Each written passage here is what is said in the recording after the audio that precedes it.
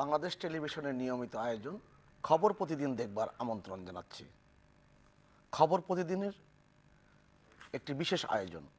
আজকের এই বিশেষ আয়োজনে আমাদের মধ্যে অতিথি হিসেবে উপস্থিত হয়েছেন অধ্যাপক ডক্টর শফিউল আলম ভূঁইয়া, প্রতিষ্ঠাতা chairman, film, television and photography বিভাগ, ঢাকা বিশ্ববিদ্যালয়।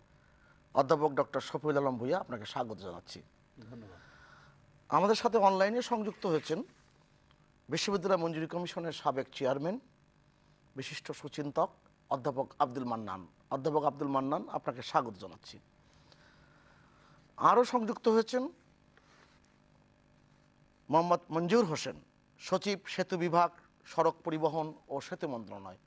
জনাব মঞ্জুর হোসেন, আপনাকে স্বাগত জানাচ্ছি। দর্শক, এ পর্যায়ে বাংলাদেশ টেলিভিশন সহ কয়েকটি টেলিভিশনের প্রচারিত সংবাদ বিবরণীর নির্বাচিত অংশ আপনাদের সামনে উপস্থাপন করছি। প্রারম্ভেই আমরা একটু দেখে নিতে চাই 2022 সালে 25শে জুন পদ্মা সেতু উদ্বোধনী অনুষ্ঠানে বঙ্গবন্ধু কন্যা মাননীয় প্রধানমন্ত্রী শেখ হাসিনা যে ভাষণ দিয়েছিলেন তার কিছুটা অংশ। অনেক বাধা বিপত্তি উপেক্ষা করি, ষড়যন্ত্রের জাল ছিন্ন করে আমরা আজকে এই পদ্মা সেতু নির্মাণ করতে সক্ষম হয়েছি। এই সেতু শুধু একটি সেতু নয়, এই সেতু দুপারের যে বন্ধন সৃষ্টি করছে তা নয়। এই সেতু শুধু ইট, সিমেন্ট, স্টিল, লোহা, কংক্রিটের একটা অবকাঠামো নয়। এ সেতু আমাদের অহংকার, এ সেতু আমাদের গর্ব, এ সেতু আমাদের সক্ষমতা, আমাদের মর্যাদার শক্তি। এই সেতু বাংলাদেশের জনগণের, এর সঙ্গে জড়িয়ে আছে আমাদের আবেগ, আমাদের সৃজনশীলতা, সাহসিকতা, সহনশীলতা এবং আমাদের প্রত্যয়, যা আমরা এই সেতু তৈরি করবই, সেই জেদ, সেই প্রত্যয়। যদিও এই ষড়যন্ত্রের কারণে সেতুটা নির্মাণ করতে প্রায় 2 বছর বিলম্বিত হয়, কিন্তু আমরা কখনো হতোদ্যম হইনি, হতাশায় ভুগিনি, আত্মবিশ্বাস নিয়ে এগিয়ে চলেছি এবং শেষ পর্যন্ত সকল অন্ধকার ভেদ করে আলোর পথে আমরা যাত্রা করতে সক্ষম হয়েছি। বঙ্গবন্ধু শেখ মুজিব বলেছিলেন, কেউ দাবায় রাখতে পারবা না, কেউ দাবায় রাখতে পারেনি, আমরা বিজয়ী হয়েছি। তারুণ্যের কবি সুকান্তের ভাষায় তাই বলতে চাই, সাবাস বাংলাদেশ, এ পৃথিবী অবাক তাকিয়ে রয়, জ্বলে পুড়ে মরে ছারখার, তবু মাথা নোয়াবার নয়। আমরা মাথা নোয়াইনি, আমরা কখনো মাথা নোয়াবো না। জাতির পিতা বঙ্গবন্ধু শেখ মুজিব কখনো মাথা নোয়াননি, তিনি আমাদের মাথা নোয়াতে শেখার নাই। মাওয়া এবং জাজিরা সংযোগ সড়ক নির্মাণ করা হয়েছে, যা মূল সেতুকে জাতীয় সড়ক যোগাযোগ নেটওয়ার্কের সঙ্গে যুক্ত করেছে। এটা শুধু বাংলাদেশই না, আমাদের আঞ্চলিক যোগাযোগের ক্ষেত্রেও এই সেতু অবদান রাখবে। অধ্যাপক আব্দুল মান্নান, এই জায়গায় আপনাকে দিয়েই শুরু করাটা উচিত, কেননা আপনি অনেক আগেই বই লিখেছিলেন পদ্মা সেতুর 7 কাহন, যখন দেশে এবং দেশের বাইরে ষড়যন্ত্র হচ্ছে, ষড়যন্ত্রের কালো মাকড়সার জাল বিস্তার হচ্ছে। মোহাম্মদ মঞ্জুর হোসেন, সচিব, সেতু বিভাগ, সড়ক পরিবহন ও সেতু মন্ত্রণালয়ে তিনি আমাদের সাথে সংযুক্ত আছেন এবং তিনি বেশ ক্লান্ত, পরিশ্রান্ত।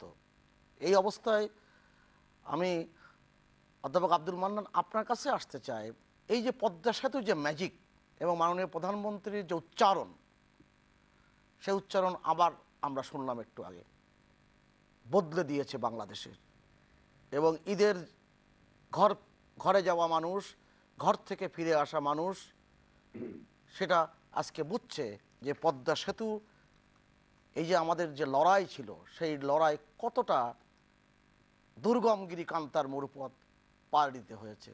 মাননীয় প্রধানমন্ত্রী অসাধারণভাবে উপস্থাপন করেছেন সেদিনের সেই ভাষণে। অধ্যাপক আব্দুল মান্নান, আপনাকে ধন্যবাদ। এটির সাথে এই ঈদের ঠিক আগে আগে এই অনুষ্ঠান যারা দেখছেন তাদেরকে আমি অভিনন্দন এবং আগাম মোবারক জানাচ্ছি। পদ্মা সেতু নিয়ে যে গ্রন্থটির কথা আপনি বললেন, সেটা গ্রন্থনার সাথে আপনিও জড়িত ছিলেন, আপনাকে অনেক ধন্যবাদ জানাচ্ছি। এখানে আমি একজন অর্থনীতির সামান্য ছাত্র হিসেবে এগুলো আমরা বলি ছাত্রদের সাথে, এগুলো আমরা শেয়ার করি যে একটি দেশের অর্থনীতির যে চালিকা শক্তি, তার যে কটি উপকরণ থাকতে হয় তার মধ্যে একটি হচ্ছে যোগাযোগ ব্যবস্থার।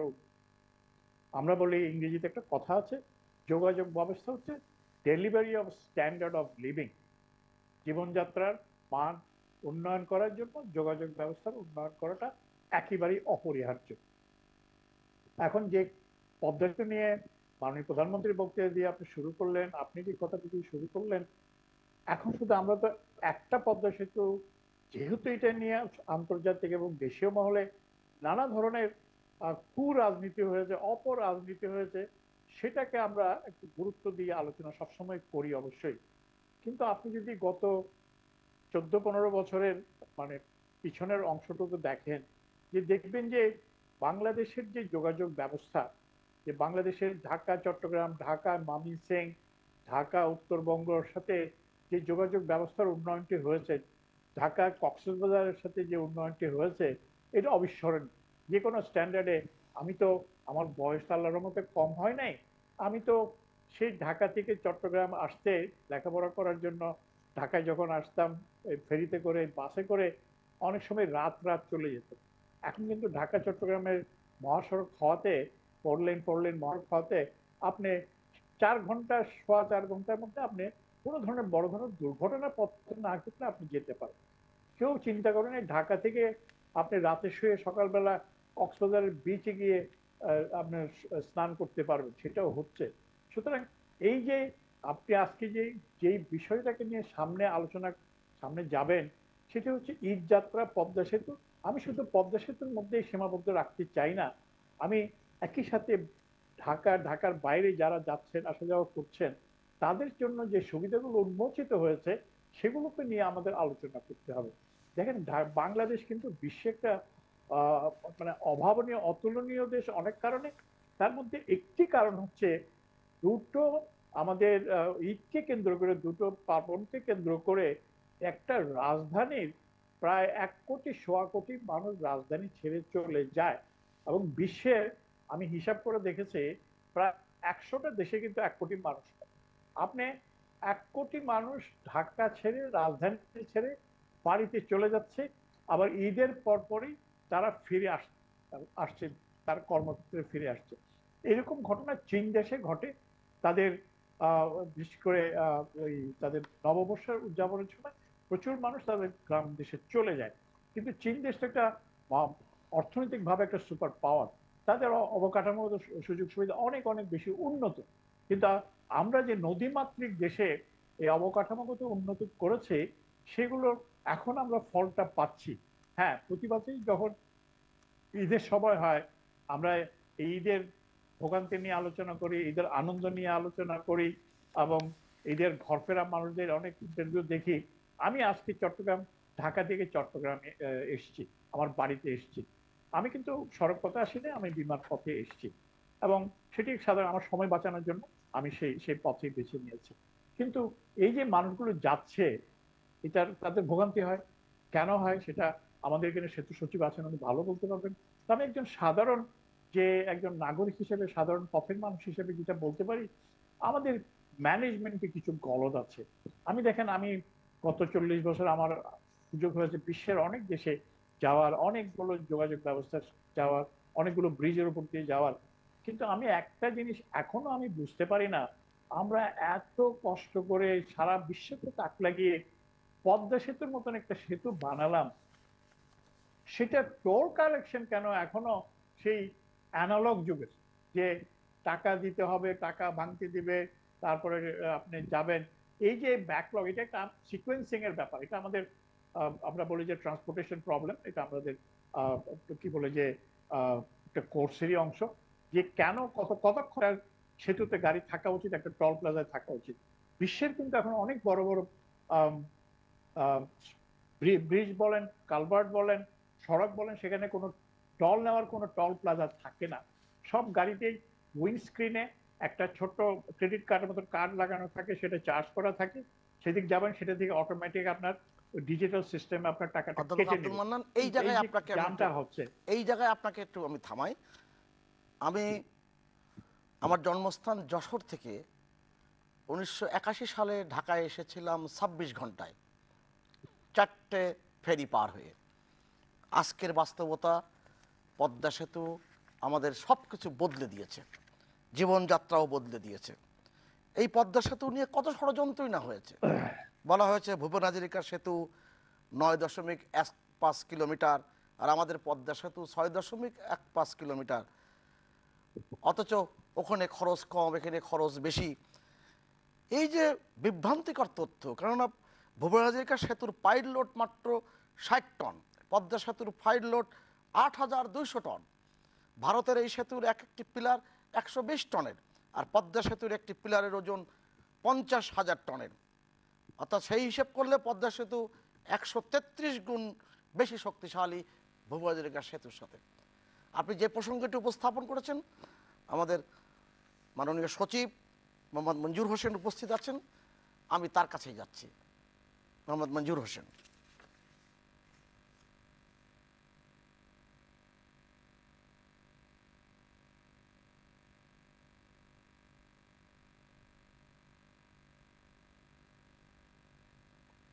বলেন মোহাম্মদ মঞ্জুর হোসেন।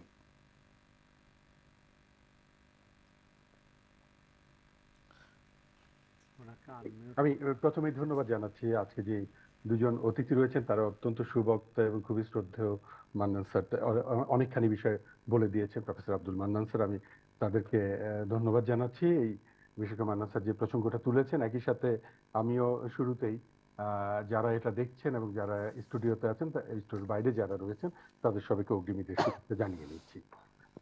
প্রথমে যেটি, আমি যদি একটু পিছনে চলে যাই, যে আব্দুল মান্নান স্যার যে কথাটা বলেছেন, সেটা যে একটি ম্যানেজমেন্টের কথা বলেছেন, তার বাইরে হচ্ছে বলেছেন যে যাতায়াতের যে দুর্ভোগ। এই জায়গায় একটি জিনিস আসলে পরিষ্কার করে নেওয়া ভালো হবে, যে আমাদের এই জায়গায় সড়ক যোগাযোগ অত্যন্ত উন্নত হয়েছে, কিন্তু দুটো ঈদকে কেন্দ্র করে যেই পরিমাণ গাড়ি সাধারণত রাস্তায় নামে, সেটি আসলে স্বাভাবিক সময়ের চেয়ে 4 থেকে 5 গুণ বেশি থাকে। এটি সড়ক এবং সেতু দুটোর জন্য এটি প্রযোজ্য হয়। আমি হয়তো পরে একটি স্ট্যাটিস্টিক দিয়ে দিব যে ঠিক গত 5 বছরে বা গড়ে যেই পরিমাণ গাড়ি যায় বা যেই পরিমাণ টোল আদা হয়, এই গত 2 দিন বা 3 দিনে কি পরিমাণ সেটা হয়েছে, সেটি হয়তো একটি স্ট্যাটিস্টিক দেওয়া যাবে। যেটি আপনি বললেন যে আসলেই যে খরচের কথা বলা হয়েছে, আপনি অনেকগুলো বিষয় বলেছেন, যে পাইলিং ডেপথের কথা বলেছেন, আপনি স্প্যানের কথা বলেছেন, আপনি হচ্ছেন যেটা গার্ডার রয়েছে অথবা পিয়ার যেটা রয়েছে, আপনি এগুলোর কথা বলেছেন। আরেকটি জিনিস হচ্ছে খুব গুরুত্বপূর্ণ, কি যে পদ্মা সেতুর যেই খরচটি হয়েছে এখন পর্যন্ত, কিন্তু যে রিভাইজ ডিপিপি, তাতে পদ্মা সেতুর নির্মাণের খরচ হচ্ছে 32,605 কোটি টাকা ধরা হয়েছে। কিন্তু আমি আশা করছি, ইতিমধ্যেই আমরা দেখেছি যে আগামী জুনের, কিন্তু এই জুনের 30 তারিখে এই প্রকল্পের কাজ শেষ হয়ে যাবে। আমাদের আশা এবং আমরা বিশ্বাস করি এবং দিন শেষে এটা নিশ্চিতভাবে বলতে পারি যে এখানে যে 32,605 কোটি টাকা খরচ ধরা হয়েছে সংশোধিত ডিপিপিতে, তার চেয়ে কিন্তু প্রায় 1,000 কোটি টাকারও বেশি আমরা সাশ্রয় করতে পারবো ইনশাআল্লাহ। এখন এই যে খরচটা হলো, আপনি যে কথাগুলো বললেন, তার মধ্যে 3টি ক্ষেত্র খুব গুরুত্বপূর্ণ। একটু হচ্ছে যে মূল ব্রিজটি রয়েছে সেটির নির্মাণ কাজ, তার বাইরে রয়েছে যে জমি অধিগ্রহণ এবং কনসালটেন্সি সহ অন্যান্য যে কাজগুলো রয়েছে সেটা। তার চেয়ে বেশি যেটি হয়েছে, পদ্মার মতো একটি খরস্রোতা নদী, যেটাকে বলা হয় যে বিশ্বের মধ্যে অ্যামাজন নদীর পরে সবচেয়ে বেশি খরস্রোতা, সেটি নদী শাসনে কিন্তু অনেক প্রতি সেকেন্ডে 1,40,000 ঘনমিটার পানি প্রবাহিত হয় প্রতি সেকেন্ডে। এবং রাইট, এবং এটার যে আরো ভয়ঙ্কর একটা রূপ রয়েছে, সেটা হচ্ছে মনসুনে, যেটা হচ্ছে বর্ষার সময় স্কাউট বলে, যেটা নদীর তলদেশ ভেঙে যাওয়ার যে প্রবণতাটা থাকে, এটা এতই ভয়ঙ্কর যে এটাকে কে ঠিক করেই কিন্তু আমাদেরকে, যে পদ্মা সেতু যখন নির্মাণ করা, তখন পাইলিং এর ডিজাইনটা করতে হয়েছে। এবং আপনারা জানেন যে সেই সময় বিশ্বের সবচেয়ে শক্তিশালী যে ক্রেনটা ছিল এবং হ্যামার ছিল, সেটাকে কিন্তু নিয়ে আসা হয়েছিল পদ্মা সেতুর কাজের জন্য।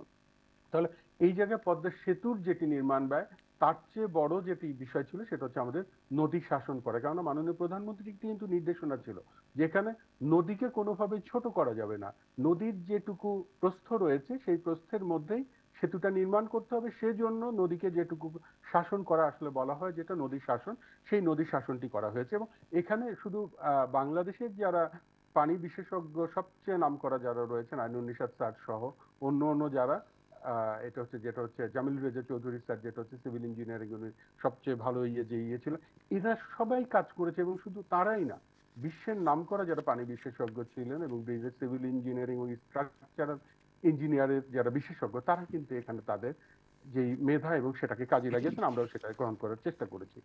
এই সব মিলে যখন পদ্মা সেতু হলো, আপনারা ষড়যন্ত্রের কথা বলেছেন, আন্তর্জাতিক এবং দেশীয় ষড়যন্ত্র, সেটাকে কিন্তু মোটামুটি বলা যায় যে মোকাবেলা করেই এই পদ্মা সেতু করতে হয়েছে। যেটি প্রফেসর আব্দুল মান্নান স্যার যেটা বলেছেন যে একটি জাতির উন্নয়নের জন্য যোগাযোগ ব্যবস্থার উন্নয়ন অত্যন্ত গুরুত্বপূর্ণ এবং ম্যানেজমেন্টে গলদ রয়েছে। সেটার জন্য আমি একটা এই স্ট্যাটিস্টিক্সটাই আমি যদি দেই, আমাদের কিন্তু দুটো বড় ব্রিজ রয়েছে, যেটি হচ্ছে একটি পদ্মা সেতু এবং একটি বঙ্গবন্ধু সেতু, এবং দুটোই হচ্ছে যোগাযোগ ব্যবস্থার ক্ষেত্রে পদ্মা সেতু যেরকম দক্ষিণ অঞ্চলে প্রায় 21টা জেলাকে সংযোগ দিয়ে যাচ্ছে রাজধানীর সাথে, একইভাবে উত্তরবঙ্গের সাথে যোগাযোগের অন্যতম মাধ্যম হচ্ছে যেটি বঙ্গবন্ধু সেতু, যমুনা নদীর উপরে হয়েছে। মানে হয় কি, গত 5 বছরে বঙ্গবন্ধু সেতুতে গড়ে আমাদের গাড়ি চলেছে প্রতিদিন 17,500 থেকে 18,000 মতো চলে গাড়ি চলাচল। আর গত 3 দিনের যেটা হয়েছে 12ই জুন 30,000 প্লাস, 30,834, 13ই জুন 40,000, এবং আজকে অর্থাৎ গত 24 ঘন্টা 53,693টি গাড়ি বঙ্গবন্ধু সেতু দিয়ে পারাপার হয়েছে। একইভাবে যদি আমি পদ্মা সেতুর কথা বলি, পদ্মা সেতু উদ্বোধনের পরে যে 2 বছর প্রায় হয়েছে, তাতে গড়ে আমাদের গাড়ি চলে হচ্ছে 17,000 করে গাড়ি পারাপার হয় উভয় পার থেকে। কিন্তু গত 3 দিনের যে স্ট্যাটিস্টিক, তাতে 12ই জুন 22,683, 13ই জুন 30,496 এবং 14ই জুন অর্থাৎ এই গত 24 ঘন্টা 44,033টি গাড়ি পারাপার করেছে। এই যে এই জিনিসটা হয়েছে কি, যে এখন এই জন্য মাঝে মাঝে যে রাস্তায় আটকে যায় না তা কিন্তু আমি কখনোই বলবো না। যেটি হয় যে বঙ্গবন্ধু সেতুতে এই মুহূর্তেও আমার কাছে যে লাইভ আপডেট রয়েছে, ঢাকার থেকে যে গাড়িগুলো যাচ্ছে সেগুলো সবগুলো হচ্ছে বাম্পার টু বাম্পার। এখানে হয় যে কিছু গাড়ি নষ্ট হয়, কিছু গাড়ি অ্যাক্সিডেন্ট হয়, কখনো কখনো দুর্ঘটনায় পড়লে দুটো লেনই অকুপাই হয়ে যায়, তখন 5 মিনিটের মধ্যেই একটা টেইল ব্যাক করে 5-7 কিলোমিটার পর্যন্ত চলে যায়। তো এই জন্যই কিন্তু আমরা আমাদের যে লিমিটেড রিসোর্ট যেটা হয়, যে জেলা প্রশাসন, আইন শৃঙ্খলা রক্ষাকারী বাহিনী এবং ব্রিজের ব্যবস্থাপনায় যারা থাকেন, তাদের সবাইকে সম্মিলিতভাবে কিন্তু কাজ করে এই জিনিসটা করে দেয়। সেই জন্য যে বিহাইন্ড দ্য সিন আমাদের যেই কাজগুলো করতে হয়, সেগুলো কিন্তু আসলে অনেক সময় অন্য কেউ দেখার সুযোগ নাই। কারণ দিন শেষে হচ্ছে আমাদের শুধু দেখতে হয় যে সবার যাত্রাটা স্মুথ হলো কিনা, সবাই বাড়িতে যে ঈদ করতে পারছেন কিনা, যাত্রা স্বস্তিদায়ক হচ্ছে কিনা, দুর্ঘটনা মুক্ত ভাবে তারা যেতে পারছেন কিনা, নিরাপদে যেতে পারছেন কিনা। তো এই হচ্ছে আসল বিষয়। যেটি টোল, ইলেকট্রনিক টোলের কথা যেটি মান্নান স্যার বলেছেন, আমি আসলে ওটার বিষয়ে খুবই রয়েছি এবং অবশ্যই আমরা এটা নিয়ে কাজ করছি। আশা করছি যে পদ্মা সেতুতে আগামী 6 মাসের মধ্যে আপনারা এটা টোল, যে ইলেকট্রনিক টোল এরিয়া, সেটা দেখতে পারবেন। আর যেটা বঙ্গবন্ধু সেতুতে কিন্তু ইতিমধ্যে আমরা ইলেকট্রনিক টোল কালেকশন, একটি লেন, ডেডিকেটেড লেন রয়েছে এবং সেটা দিয়ে কিন্তু ইলেকট্রনিক টোল কালেকশন, টোল প্রদান করে কিন্তু তারা চলে যেতে পারছেন। এখানে রয়েছে ব্যবহারের সংখ্যা হয়তো আমরা যতটুকু আশা করি ততটুকু হয় না, কিন্তু বঙ্গবন্ধু সেতুতে চালু আছে, পদ্মা সেতুতে ইনশাআল্লাহ আগামী 6 মাসের মধ্যে আমরা ইলেকট্রনিক টোল সিস্টেমটা চালু করতে পারবো। অসংখ্য ধন্যবাদ মোহাম্মদ মঞ্জুর হোসেন। আপনাকে খানিকটা সময় একটু রাখবো। আমি অধ্যাপক ডক্টর শফিউল আলম ভূঁইয়ার কাছে একটু যাই। আমরা দুইজনের কথা শুনলাম। আমি যে কথাগুলো আমরা অনেক আগের থেকে বলেছি, সবাই বলছেন, এবং যারা এর সাথে সংশ্লিষ্ট ব্যক্তি, সকল তথ্য উপস্থাপন আমাদের সামনে এসেছে। মাননীয় প্রধানমন্ত্রীর যে সে অসাধারণ ভাষণটি, সেই কাব্যময় ভাষণের অংশটুকু আমরা দেখলাম। আপনি যদি এই জায়গাটা যুক্ত করেন। না, আমি আসলে এই জায়গায় কথা বলতে চাচ্ছিলাম। আমিও আমার অন্যান্য সহ আলোচকদের সাথে সুর মিলিয়ে এই অনুষ্ঠান যারা দেখছেন তাদেরকে আগাম ঈদ মোবারক জানাচ্ছি। তো মাননীয় প্রধানমন্ত্রীর কথার সবচেয়ে গুরুত্বপূর্ণ অংশ কোনটা ছিল, যে পদ্মা সেতু শুধুমাত্র একটা সেতু নয়, এটি আমাদের অহংকারের প্রতীক। কেন অহংকারের প্রতীক? অহংকারের প্রতীক এই কারণে যে ওয়ার্ল্ড ব্যাংক ষড়যন্ত্রের কারণে পদ্মা সেতুর ফান্ডিং বন্ধ করে দিয়েছিল। বাংলাদেশ তার নিজস্ব অর্থায়নে পদ্মা সেতুর মতো এত বড় একটা প্রকল্প গ্রহণ করার সাহস দেখিয়েছে এবং এটা সফলভাবে সম্পন্ন করেছে। এটা কি ইঙ্গিত করে? এটা ইঙ্গিত করে যে বাংলাদেশ যে যে স্বনির্ভর হচ্ছে, বাংলাদেশের অর্থনীতি যে শক্তিশালী ভিত্তির উপর দাঁড়িয়ে আছে সেইটা ইঙ্গিত করে। এই যে আমরা যে দেখতে পাচ্ছি যে বাংলাদেশ একেবারে এলডিসি থেকে গ্রাজুয়েশনের মধ্য দিয়ে ডিসিতে রূপান্তরিত হচ্ছে, নিম্ন মধ্য আয়ের দেশে পরিণত হচ্ছে। এই যে উন্নত দেশ হওয়া এবং নিজের পায়ে দাঁড়ানো এবং বিশ্ব শক্তির চোখে চোখ রেখে কথা বলে পদ্মা সেতুর মতো একটা বড় প্রকল্প বাস্তবায়ন করা, এইটা হচ্ছে সবচেয়ে গুরুত্বপূর্ণ। কারণ এইটা বাংলাদেশকে সাহস জুগিয়েছে আরও অনেক বড় বড় প্রকল্প গ্রহণ করতে। এই যে আমাদের যোগাযোগ ক্ষেত্রে যে যুগান্তকারী পরিবর্তন হয়েছে, ধরেন ঢাকার মেট্রো রেলের কথা যদি আমরা বলি, তারপরে সারা দেশে যে ধরনের রাস্তাঘাট হয়েছে, ফ্লাইওভার হয়েছে, আপনার এলিভেটেড এক্সপ্রেসওয়ে হয়েছে, অনেকগুলোরই কিন্তু পৃথিবীতে একমাত্র দেশ নয় সাহস জুগিয়েছে এই পদ্মা সেতু। 100টি সেতুর উদ্বোধন হয়েছে। তো এটি তো আমরা টেলিভিশনে দেখেছি, মহাসড়ক উদ্বোধন হয়েছে, যে যোগাযোগ ব্যবস্থায় বাংলাদেশের যুগান্তকারী পরিবর্তন এসেছে। তো পদ্মা সেতু সেই কারণে একটা মাইল ফলক। আরেকটা মাইল ফলক হচ্ছে, আমি তো পদ্মা সেতু যখন উদ্বোধনের পরে অনেক সিভিল ইঞ্জিনিয়ারের সাথে টেলিভিশনে শো করেছি, তারা যে কথাটি বলছেন যে এইটা একটা টেকনোলজিক্যাল ওয়ান্ডারও বটে। কারণ হচ্ছে সিভিল ইঞ্জিনিয়ারিংয়ের সিলেবাসে এটা অন্তর্ভুক্ত হওয়ার কথা। তখন তারা বলছিলেন, এখন যারা সিভিল ইঞ্জিনিয়ারিং নিয়ে পড়াশোনা করেন তারা হয়তো স্পষ্ট করতে পারবেন যে এটা অন্তর্ভুক্ত হয়েছে কিনা। কারণ সিলেবাসে অন্তর্ভুক্ত হওয়ার কথা এই কারণে যে মান্নান সাহেব, মঞ্জু সাহেব যে একটু আগে যে ব্যাখ্যা দিচ্ছিলেন যে পদ্মা সেতু যে খরস্রোতা নদী, সেই নদী শাসন, সেই নদীর উপরে আপনার ব্রিজ নির্মাণ, এটার জন্য যে প্রযুক্তি ব্যবহার করা হয়েছে এবং এইটাতে যেই ধরনের কৌশল ব্যবহার করা হয়েছে, এগুলো একেবারে ইউনিক। তো এইটা আপনার সিভিল ইঞ্জিনিয়ারিংয়ের স্টুডেন্ট যারা আছে তাদের পাঠ্য বইয়ে থাকবার কথা, যে তারা পড়বে ভবিষ্যতে যদি তারা এই ধরনের কোনো ব্রিজ কোথাও পৃথিবীর কোথাও নির্মাণ করতে চায়, তারা এই অভিজ্ঞতাটা এখান থেকে সংগ্রহ করতে পারে। এটা একটা কেস স্টাডি, যে ইঞ্জিনিয়ারিংয়ের ক্ষেত্রে, সিভিল ইঞ্জিনিয়ারিংয়ের ক্ষেত্রে এটা একটা কেস স্টাডি। তো এইটা হচ্ছে আরেকটা দিক। তারপরে হচ্ছে যে এই যে আপনার যে ষড়যন্ত্রের কথা, যেমন যে বলা হয়েছিল পদ্মা সেতুতে দুর্নীতি হয়েছে বা দুর্নীতির আশঙ্কা আছে, সেটা তো কানাডার আদালত পরিষ্কার করে দিয়েছে যে পদ্মা সেতুতে কোনো দুর্নীতি হয়নি। দুর্নীতির আশঙ্কার কথা বলে বাংলাদেশকে যে কলঙ্কিত করার চেষ্টা করা হয়েছে, শেখ হাসিনা সরকারকে যে কলঙ্কিত করার চেষ্টা হয়েছে, সেটাও কিন্তু মিথ্যে প্রমাণিত হয়েছে, যে এইগুলো হচ্ছে বাংলাদেশকে পিছিয়ে দেওয়ার ষড়যন্ত্রের অংশ মাত্র। তো এই তিনটি বিষয় পদ্মা সেতুর ক্ষেত্রে আমি মনে করি গুরুত্বপূর্ণ। তারপরে এটা সুফল তো আমরা এটা উদ্বোধন হওয়ার পর থেকেই দেখতে পাচ্ছি, যে কিভাবে এই যে বিশেষ করে ঈদ যখন আসে, যে পৃথিবীতে বোধহয় যেটা মান্নান স্যার বলছিলেন যে চীন ছাড়া আর কোনো দেশে এত মানুষ একসাথে মুভ করে না। যেমন ধরেন আপনি যখন 4 গুণ 5 গুণ মানুষ, 4 গুণ 5 গুণ মানুষ যখন একসাথে মুভ করে, হ্যাঁ ইন্দোনেশিয়ার কথাটাও এখানে উল্লেখযোগ্য, যে 4 গুণ 5 গুণ মানুষ যখন বা 4 গুণ 5 গুণ গাড়ি যখন একসাথে মুভ করে, তখন কিন্তু কিছু সমস্যা দেখা দিতেই পারে, যে কোথাও গাড়ি দুর্ঘটনায় পড়তে পারে, কোথাও আপনার যানজট হতে পারে। তবে এই বিষয়গুলো আগের থেকে অনেক কমে এসছে, কারণ ঈদ যাত্রা কিন্তু ক্রমশই আপনার আনন্দঘন হয়ে আসছে এবং আপনার এতে যে যে কি বলা যায়, যে ইয়েগুলো ছিল, যে বাধাগুলো ছিল, সেগুলো অনেকগুলোই কমে এসছে। কারণ হচ্ছে আপনি যদি আজ থেকে 5 বছর 7 বছর বা 10 বছর আগে ফিরে যান, যেটা আপনি উদাহরণ হিসেবে বলছিলেন যে আপনার 26 ঘন্টা লাগতো যশোর থেকে ঢাকায় আসতে, এখন আপনি ঢাকা থেকে যশোরে তো আপনি 3 ঘন্টায় চলে যাচ্ছেন, 3.5 ঘন্টায় চলে যাচ্ছেন।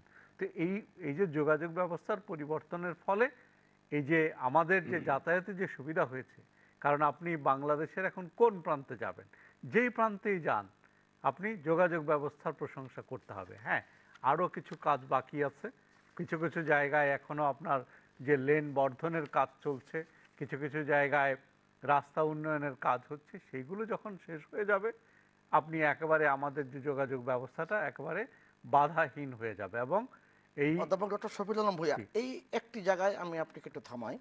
ঢাকা বাইপাস এক্সপ্রেসওয়ে যে কার্যক্রম চলছে, ঢাকা আশুলিয়া এলিভেটেড এক্সপ্রেসওয়ে, এই কার্যক্রমগুলো যখন শেষ হয়ে যাবে, নির্মাণাধীন যে প্রকল্পগুলো, তাহলে তো আমূল পরিবর্তন আসবে। অবশ্যই। সেটা নিয়ে আমি নিশ্চয়ই আলাপে আসবো। মাননীয় সচিব বেশ কিছুটা অসুস্থ থাকার পরেও তিনি এখানে সংযুক্ত হয়েছেন, তাকে বিশেষভাবে ধন্যবাদ জানাচ্ছি। একটা বিষয় শুধু একটু উল্লেখ করি, আগামী 3 বছরও বাংলাদেশের অর্থনৈতিক অগ্রযাত্রা অব্যাহত থাকবে। কে বলেছে? যেই বিশ্ব ব্যাংক আমাদের কাছ থেকে এই পদ্মা সেতুর প্রকল্পের অর্থ বরাদ্দ বাতিল করেছিল। আগামী 3 বছর বিশ্বের অর্থনৈতিক সম্ভাবনা গ্লোবাল ইকোনমিক যে রিপোর্ট দিয়েছে শিরোনামে বিশ্বব্যাংক একটি প্রতিবেদন প্রকাশ করেছে এবং সেখানে বলেছে আগামী বছরগুলোতে বাংলাদেশের অর্থনৈতিক অগ্রগতি যেভাবে চলবে তাতে অনেক দেশ সেই জায়গায় থাকতে পারবে না। মোহাম্মদ মঞ্জুর হোসেন, আমি খুব অল্প সময়ের জন্য আপনার কাছে আবার আসি।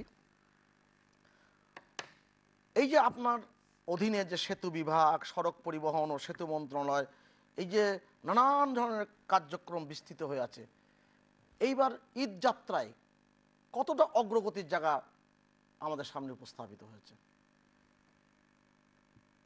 জি, এটা আসলে যেটি প্রফেসর শফিউল আলম ভূঁইয়া উনিও বলেছেন যে প্রতি বছরই কিন্তু কিছু কিছু ইমপ্রুভ হচ্ছে। যেমন আগে একটা সময় ছিল যে অনেককেই ঈদের নামাজ পড়তে হয়েছে পথেই।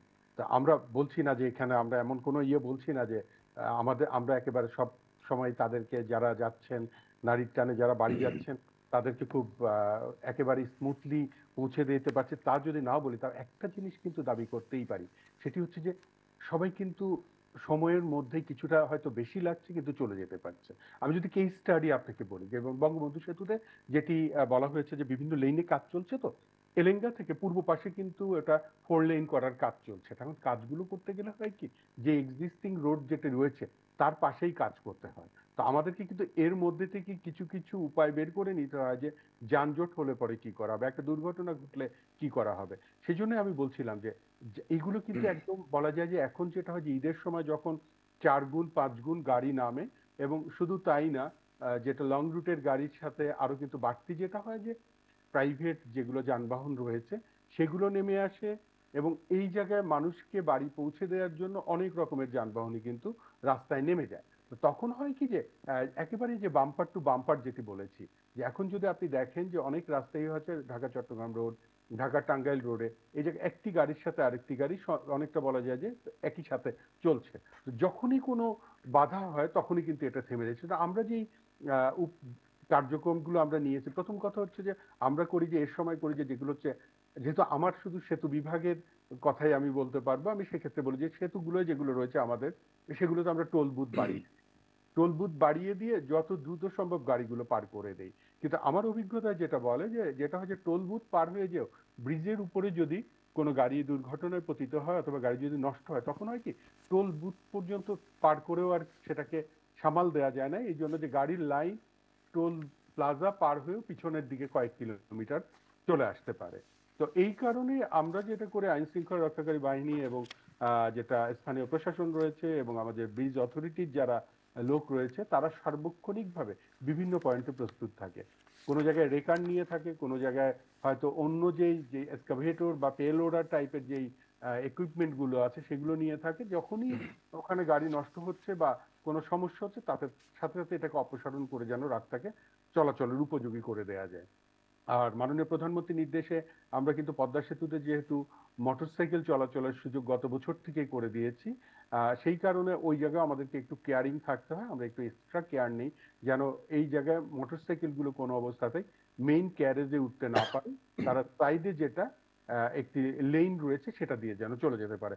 সেই জন্য যে এই পদক্ষেপগুলো নিয়ে আমরা চেষ্টা করি যে যান গতি কিন্তু স্লো হয়ে যাবে যেহেতু প্রয়োজনের তুলনায়, বা যেটা হচ্ছে সক্ষমতা যেটা রয়েছে শুধু ব্রিজ না রাস্তারও যে সক্ষমতা, কারণ আমাদের 4 লেন রয়েছে, কোথাও 6 লেন রয়েছে, ঢাকা মাওয়া এক্সপ্রেস রয়েছে, এটা বঙ্গবন্ধু এক্সপ্রেস সেটা আসলে 8 লেনের রয়েছে, সেখান থেকে কিন্তু কখনো কখনো আবার 4 লেনে চলে আসে। তো ওই জায়গায় যে বটল নেক গুলো আছে সেই জায়গায় স্বাভাবিকভাবে গাড়ির চাপ যখন বেড়ে যায় তখন ওই জায়গাগুলো আমাদেরকে ম্যানেজমেন্ট করতে হয়। তো সেই কারণে যে আমরা চেষ্টা করছি যে কখনোই যেন গাড়ি স্টাক হয়ে না যায়, গতি ধীর থাকলে পরেও মানুষ যেন পার হয়ে চলে যেতে পারে, নিজের গন্তব্যে নিরাপদে পৌঁছতে পারে। অসংখ্য ধন্যবাদ, অসংখ্য ধন্যবাদ, আপনি আমাদের সাথে সংযুক্ত হয়েছিলেন।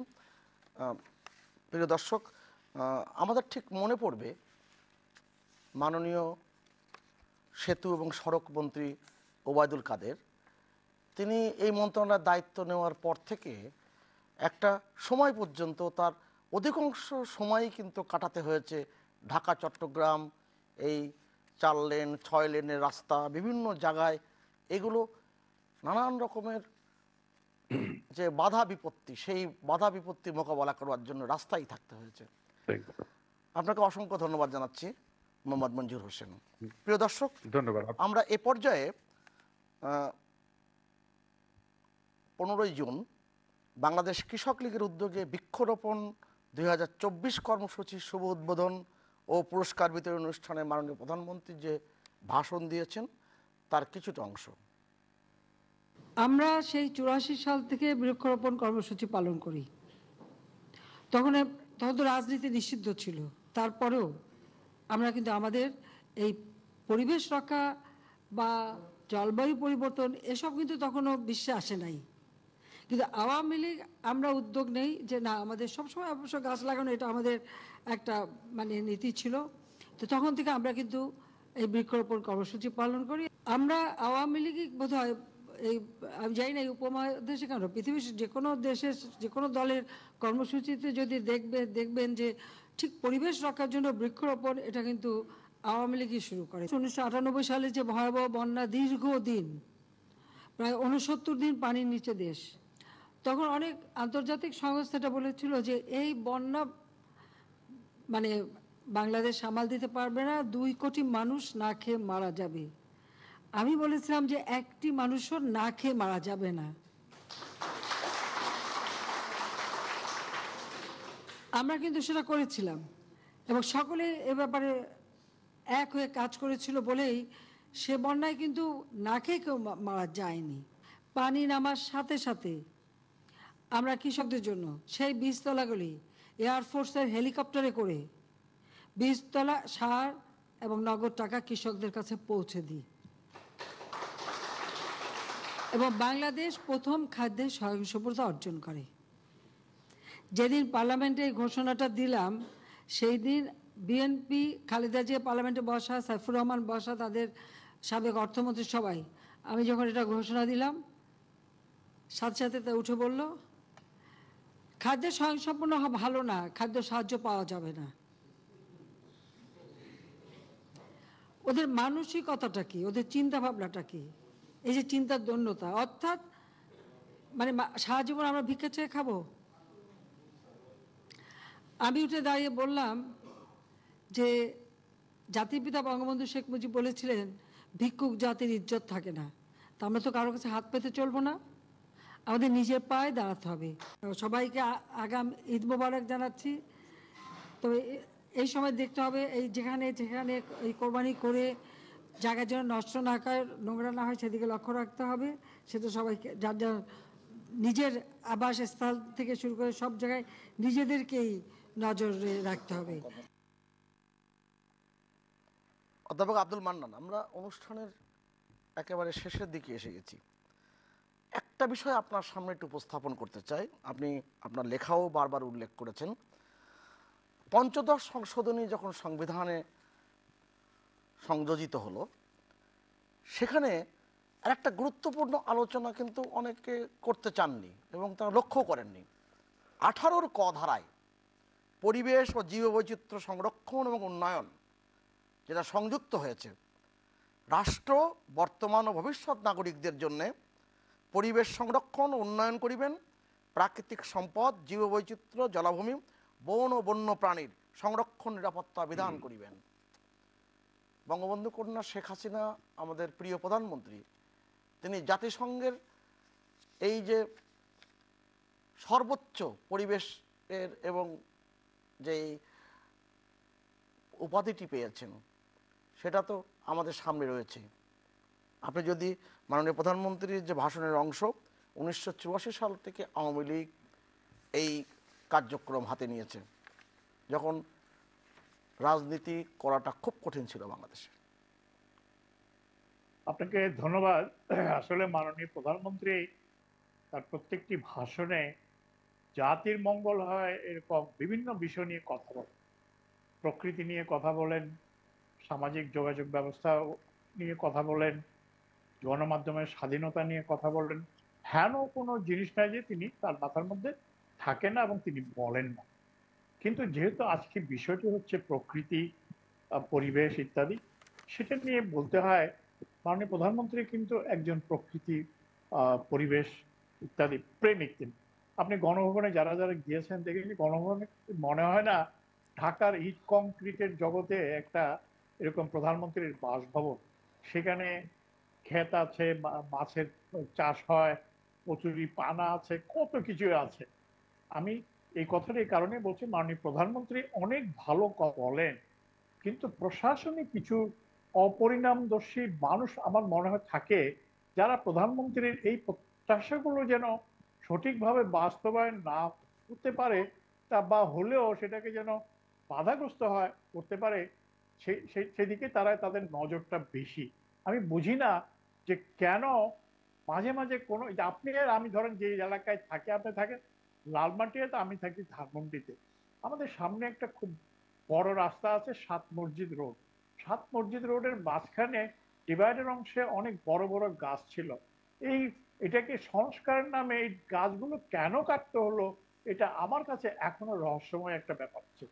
তারপর আমি ঢাকা বিশ্ববিদ্যালয়ে যখন পড়তে এসেছিলাম, সে 60-এর দশকের মাঝামাঝি 67-এ, তখন ঢাকা বিশ্ববিদ্যালয় এলাকা, তার পরবর্তীকালে বঙ্গবন্ধু যখন দেশে ফিরে রেস কোর্সের ঘোড়দৌড় বন্ধ করে রমেশ কোর্সকে সৌরর্দে উদ্যান করলেন, সেখানে যে গাছগাছড়াগুলো ছিল, আপনি এখন এই 30 বছর 40 বছরের মাথায় আপনি দেখবেন যে তার মধ্যে অনেকগুলো গাছগাছড়া নেই, সেখানে দোকানপাট হয়ে গেছে। আমি ধানমন্ডির লেখায় হাঁটতে যাই মাঝে মাঝে, আমি খুবই বেদনাহত হই যখন দেখি ধানমন্ডির লেকের ভিতরে গাছগাছড়া কেটে সেখানে খাওয়ার দোকান করা হচ্ছে। একটা পার্কের ভিতরে কেন খাওয়ার দোকান করতে হবে, এটা আমার কাছে বোধগম্য না। অধ্যাপক আব্দুল মান্নান, আমার কাছে সুযোগ হয়েছে অনেক পার্ক দেশ, আমি দিল্লির মতন একটা জায়গায়, একবারে হার্ট অফ ইন্ডিয়া, সেখানে কিন্তু কোন পার্কের ভিতরে অধ্যাপক আব্দুল মান্নান, এই আপনার দেখবেন এই আলোচনাটি খুবই গুরুত্বপূর্ণ, কিন্তু আপনি খেয়াল করে দেখবেন উত্তর এবং দক্ষিণ সিটি কর্পোরেশনের উদ্যোগে গত 2 বছরে অনেকগুলো নতুন নতুন পার্কের ক্ষেত্র প্রস্তুত হয়েছে এবং সেটাকে মানুষকে, ওই এলাকার মানুষকে, আমি এখানে একটু আপনাকে থামাতে হচ্ছে, আমাকে ক্ষমা করবেন। একটা পার্ক তো হচ্ছে, পার্কে গাছও লাগানো হবে, কিন্তু একটা গাছ সেটা একটু বড় হতে মিনিমাম 5 থেকে 7 বছর 10 বছর সময়ও লাগতে পারে। যে গাছটি 10 বছর 15 বছরে হলো, সেটাকে আপনি কেটে আজকে আরেকটা গাছ লাগালেন, এটা আমার মনে হয় আমার কাছে কখনো গ্রহণযোগ্য হবে না। এই বিষয়ে আমরা আরো আলোচনা করব। আমরা অনুষ্ঠানের প্রায় শেষের দিকে। দুই সিটি কর্পোরেশন গাছ লাগাচ্ছে, এটাও নিশ্চিতভাবে একটা তাদের ধন্যবাদ পাওয়ার যোগ্য। আমার অনুরোধ হচ্ছে বিনীতভাবে যেন গাছ একদম এবং না কেটে অনেকগুলো দৃষ্টিনন্দন পার্ক গত 2 বছরে তৈরি হয়েছে, 3 বছরে তৈরি হয়েছে, এটাও আপনি লক্ষ্য করেছেন। অধ্যাপক ডক্টর শফিউল আলম ভূঁইয়া, আমরা আসলে নির্ধারিত সময় অতিক্রম করে ফেলেছি, আমার ঘড়ি চোখ রাঙাচ্ছে। মাননীয় প্রধানমন্ত্রীর যে ভাষণের অংশ বিশেষ আমরা দেখলাম, এখানে যদি আপনি একটু মন্তব্য করেন। না, যেমন ধরেন মাননীয় প্রধানমন্ত্রী যে কথাটি বলছিলেন যে বাংলাদেশ আওয়ামী লীগ রাজনৈতিক দল হিসেবে বিভিন্ন সময় দৃষ্টান্ত স্থাপন করেছে। তো আজকে উনি যে দৃষ্টান্তের কথা বলছিলেন, সেই দৃষ্টান্তটা হচ্ছে যে এই যে পরিবেশ বান্ধব কর্মসূচি গ্রহণ, এই যে বৃক্ষরোপণ, যেগুলো পৃথিবীতে অনেক জায়গায় স্লোগান আকারে বা এই যে কর্মসূচি আকারে আসার আগেই বাংলাদেশ আওয়ামী লীগ সেগুলো শুরু করেছে 1984 সালে শুরু করেছে। তো এই যে পরিবেশ নিয়ে কাজ করা, বিশেষ করে ধরেন এই যে সারা পৃথিবীতে ক্লাইমেট চেঞ্জ নিয়ে আমাদের মাননীয় প্রধানমন্ত্রী বিশ্বে রোল মডেল, উনি তো বিশ্বকে নেতৃত্ব দিচ্ছেন। তো চ্যাম্পিয়ন্স অফ আর্থ বাংলাদেশের জন্য বিশেষ করে এই কর্মসূচিগুলো, যেমন এই যে এই মুহূর্তে যে গরম পড়ছে, সেই গরম যখন অনুভূত হয় তখন কিন্তু পরিবেশের প্রতি আমাদের আগ্রহ বাড়ে যে আমাদের গাছ লাগাতে হবে, পরিবেশকে সংরক্ষণ করতে হবে এবং গাছকে না কেটে বৃক্ষ নিধন না করে কিভাবে উন্নয়ন করা যায় সেইটা আমাদের মডেলের মধ্যে রাখতে হবে। অসংখ্য ধন্যবাদ, অসংখ্য ধন্যবাদ। প্রিয় দর্শক, খবর প্রতিদিনের এই আয়োজন এখানেই শেষ করছি জাতীয় কবি কাজী নজরুল ইসলামের কোরবানি কবিতার দুটি লাইন দিয়ে। আজ আল্লাহর নামে জান কোরবানে, ঈদের পুতবোধন, ওরে হত্যা নয় আজ সত্যাগ্রহ, শক্তির উদ্বোধন। আপনাদের সকলের মঙ্গল কামনা করছি। ঈদ মোবারক।